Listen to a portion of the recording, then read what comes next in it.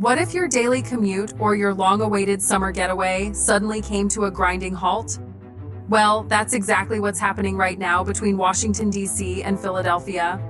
Thousands of passengers are stranded, schedules are in chaos, and Amtrak is scrambling to find answers. This isn't just a local inconvenience. This is a major disruption on one of America's busiest rail corridors. So what's really going on? Why was service suspended so abruptly? And what does it mean for the future of train travel in the Northeast? Stick around because we're breaking it all down. Right here, right now. Amtrak has officially suspended service between Washington, D.C. and Philadelphia, one of the most critical stretches of its Northeast corridor. The announcement came early this morning, catching many passengers by surprise.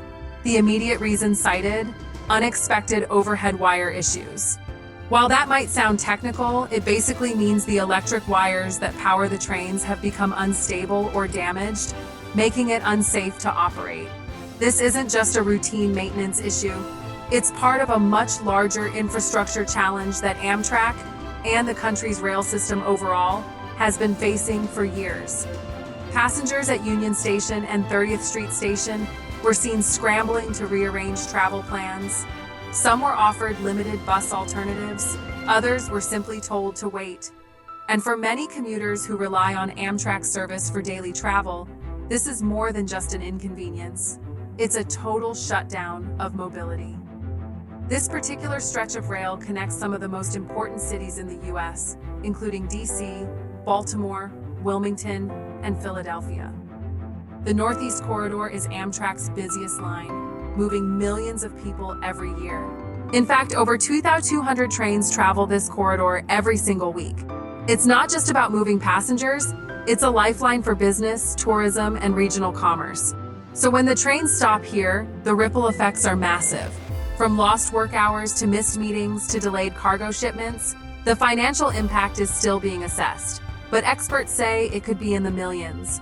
This is why the current rail disruption is such a big deal. It's not just about today, it's about the reliability of train travel going forward.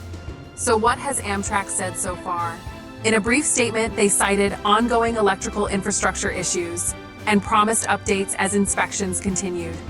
Crews have been dispatched to examine and repair the damaged overhead wires, but there's no confirmed timeline for full restoration.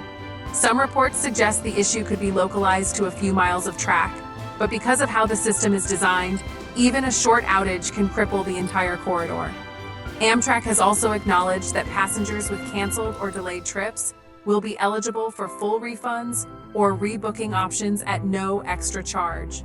Still, for many, the damage is already done, especially those who planned their travel weeks in advance. If you're a frequent traveler between DC and Philadelphia, you're probably wondering, what now? Right now, the only alternatives are limited regional bus services or renting a car. But with sudden spikes in demand, rental agencies and bus lines are already overwhelmed. For business travelers, this means rescheduled meetings or switching to virtual options. For tourists, it could mean rerouted vacations or additional hotel costs. Even commuters using connecting services like SEPTA or MARC are feeling the strain, as crowds spill over onto local trains not designed to handle the added volume. And if this situation stretches out for days, which some experts say is possible, it could impact July 4th weekend travel, creating a perfect storm of delays. Unfortunately, this isn't a one-time glitch. This is just the latest chapter in a long history of Amtrak service issues stemming from aging infrastructure. Many parts of the Northeast Corridor are more than 80 years old, and although federal funding has increased in recent years, repairs and upgrades take time and are often delayed by bureaucracy. Some of the electric wiring systems still in place were originally installed in the 1930s and 1940s. That means they're not just old, they're dangerously outdated. And while Amtrak has ambitious plans to modernize its fleet and upgrade rail lines, the execution hasn't kept pace with the demand. That leaves passengers vulnerable to sudden suspensions like this one, something commuters are getting increasingly fed up with. The big question now is, what needs to happen so this doesn't become the new normal?